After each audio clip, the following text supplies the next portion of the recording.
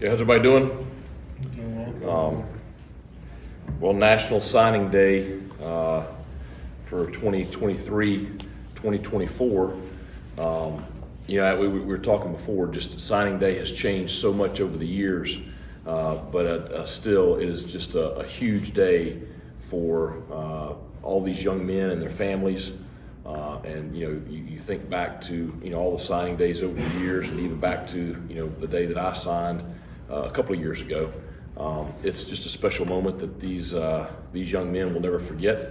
Very excited about the class that we signed today. We signed a total of 20 new Pirates. 18 of those are high school signees, 2 are junior college signees. We signed 12 offensive players, 8 defensive players, and just looking a pretty good scattering of where they're from background wise, from all over the East Coast up and down the Eastern Seaboard. So very pleased with the way the class ended up. Obviously the class started way back in March with Trenton Cloud being our first commit, and excited that he finished it off, but along the way putting this together throughout the summer and the fall, just feel really good about the quality of players. I think this is a very high-end talent class, but feel equally as good about the character and just the families that are joining us today, and just can't wait to get them here. 8 of them will be mid-year enrollees, so they will be here the first week of January, and then the rest of them will get here in either May or June. So a big day for Pirate Nation, big day for our football program, and the first key pieces added to our current roster for next year's football team. Questions?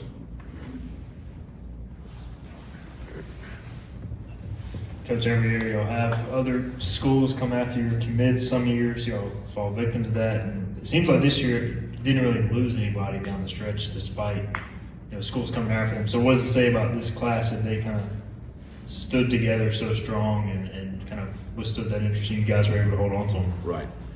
Well, I think a couple of reasons for that, and one is just a lot of hard work went into putting this class together by both our recruiting staff and our coaching staff, and I think Scott Gasper did a good job of coordinating all those efforts, and I know just from my perspective, I probably spent more time individually with each of these kids this year than I ever have in my career. I mean, Scott did a great job of organizing us and keeping us on task, and so I think that's one reason for keeping the class together. Another reason I think is just this class they really bonded over the summer and going into the fall, and I think they have kept in very close touch. Cole Hodge really was I think a big piece of that from a leadership standpoint. I told him I was going to put him on payroll.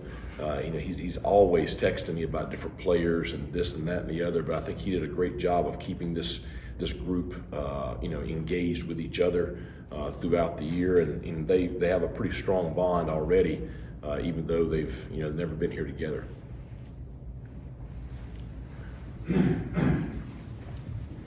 Coach, in the recruiting process, what are some of the things you heard from the commits that they really wanted to come to East Carolina for? What were some of the standout characteristics of that? Well, I think that some of the things that stood out are things that we all know, but I think sometimes we don't realize the impact they have on recruiting. Probably the single biggest factor that they all were very passionate about was the game day environment that we have here at East Carolina, the passion of our fan base. I'm obviously biased, but I think that Dowdy-Ficklin Stadium, when it's rocking in the fall, is the best venue in the country. And the way our fans interact with the team on game day obviously stood out to these guys. I mean, a couple of these guys have been coming here for multiple years, seeing games here. So it wasn't just something they saw this fall, but a lot from what they've seen historically. here. But and I think another piece is just the history of the program and some of the players that have come out of here. I think certainly everybody is seeing what Jaquan and Keaton have done this year on the professional level. But I think just the performance of our players historically and currently, after leaving here was a factor also. You mentioned Cole Hodge texting you about other players. Do you ever use a guy who's already committed to kind of help Oh, bring some other absolutely. guys into the Oh, program? no doubt. I mean, I promise you, Cole's smart enough to know this. His ability on the field as a quarterback is going to be directly related to the receivers he has, the running backs, the offensive linemen, and so that's something that he understood and had good relationships with those guys. But really we've done that every year with our signing classes. You find a couple of guys once they get solidly committed. You try to use them to help recruit the rest of the class, and certainly I think that was part of the case this year too. Coach, I see you signed 3 defensive guys on the line this year, 2 edge rushers and 1 kind of a tackle. I think we probably can agree that the defensive line the past couple of seasons has been probably the most complete on the team. So do you think any guys this year will have chances like J.D. Lampley or Eli Morris to come in as freshmen and get some time? I don't know. We'll see. That's the one thing that certainly happens, and this as well as anybody. Every one of these kids thinks they're going to come in and they're going to play as a freshman, and some may. But it is very, very hard to play as a true freshman in college, especially on the line, because the size, strength, and ability of the players at this level. And I think certainly, with our returning guys up front, we have a pretty strong group right there. So we'll see. Now, I feel very, very good about this group, and I mean, all those guys, in my opinion, are going to be really, really good players when their day does come. So. We'll find out. You mentioned a little bit about keeping this group together earlier. I know these relationships are formed months, sometimes years. So I guess how pleased are you with some of your new staff additions to be able to kind of solidify those relationships Right. and kind of work with these guys? Well, that is always the challenge when you have staff change. For whatever reason, is they've built strong relationships with the commits, and once we start out recruiting areas, and then once a kid gets a scholarship offer from us, it becomes the coaches are recruiting their position. So that is something we had to work really, really hard with some of the staff adjustments that we've had over the last couple of months, and it's something that we had to work through. I do think that our new staff members did a great job of immediately hitting the ground running and establishing relationships, and they're still building these relationships. Some of the staff have been here a very short time right now, but they've worked very, very hard to start building positive relationships with the players and their families. I still go back to this. Another big key was Scott really having me so close with these players and families, is you still had that connection with the program through our relationship, and so I think that probably helped smooth everything over also. Coach, Omar Lewis, local guy, Yep. coming in. You kind of told me that he put in a little extra work to make sure he could get here, and how excited are you about him being able to be a part of Pirates? Well, could not be more excited. Certainly Omar has grown up watching the Pirates play, being from Tarboro, and certainly Coach Craddock has done such an exceptional job there with that program, perennially competing for the state championship. It's great to get one of his players here, and Omar wanted to be here, and he never wavered on that, and he did the work he had to do to make sure he could graduate early. So he will be a mid-year enrollee, and can't wait to get him here in January. Now, once he gets in that weight room with Big John and the crew mid-January, he may be doubting some stuff, but he's going to be a big joker now. He's got a long frame.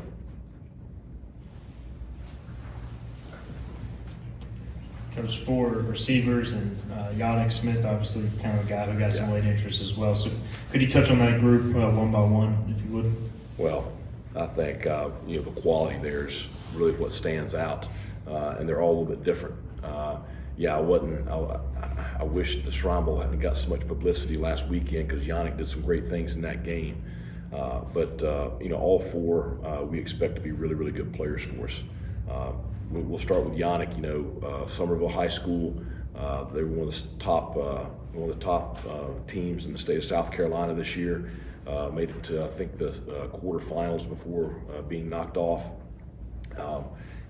Yannick is a multi-sport athlete, player of the year in the state of South Carolina in basketball last year, and first team All-State this year in football. And so I just think he's got such a high ceiling.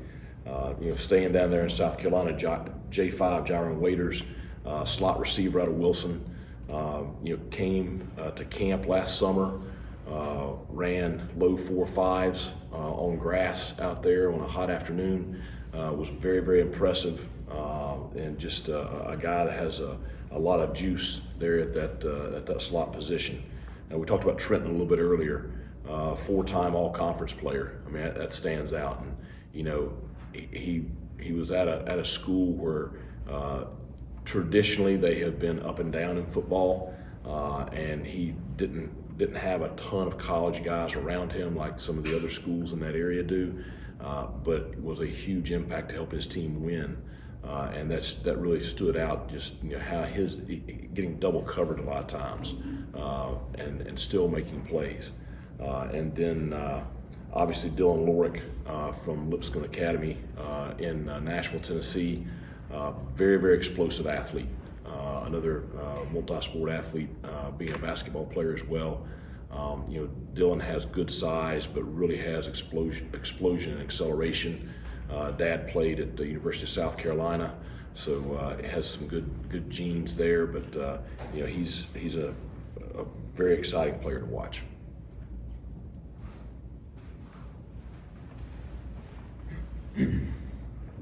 Coach, earlier you said you had 8 mid-years coming in.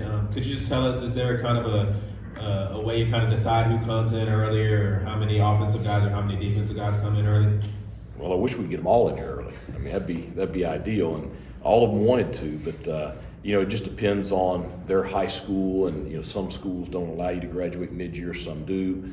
Really, to graduate mid-year, you got to start planning it out, pretty early in your high school career to make sure you got the credits and everything lined up. So, we want any kid we can get, because get them here in January, get them lifting, go through spring practice.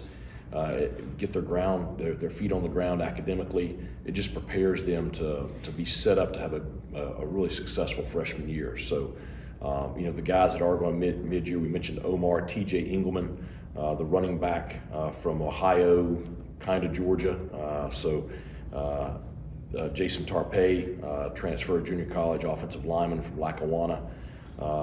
Katie Small, transfer offensive lineman out of Alabama. Shy Thompson, our other Shrine Bowl guy. Sam Riddy from Charleston, South Carolina, big defensive end. J5, we mentioned him already, a slot receiver, and KJ Merrill. So those guys will be our mid-year guys.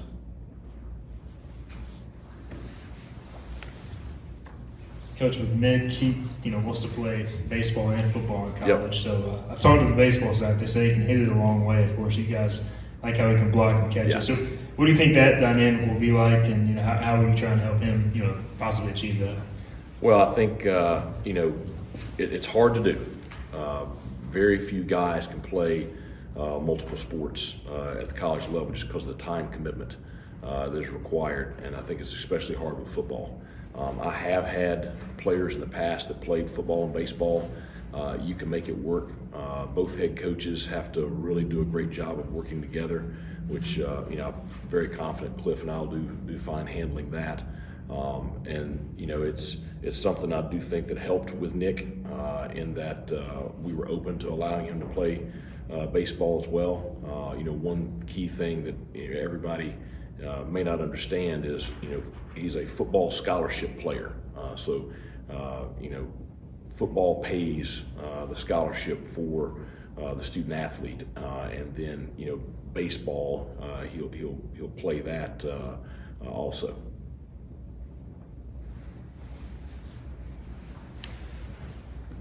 I wanted to ask about KJ too. Just where you get a linebacker with that type of speed. So, He can run now. Just how excited are you to kind of get him in early, but also kind of see how he fits in Coach Harrell's scheme? Well, he is you say a freak athletically. I mean, he's a 10-600 meter kid, and that's blazing. So obviously he has the ability to play sideline to sideline. He weighs about 200 pounds right now, so I do think getting him here early is going to allow us to put a little bit of weight on him. But we'll see how much he grows and develops. His dad is a big guy, so he could continue to grow. But he's a very mature kid, and just really excited to see what he's going to become.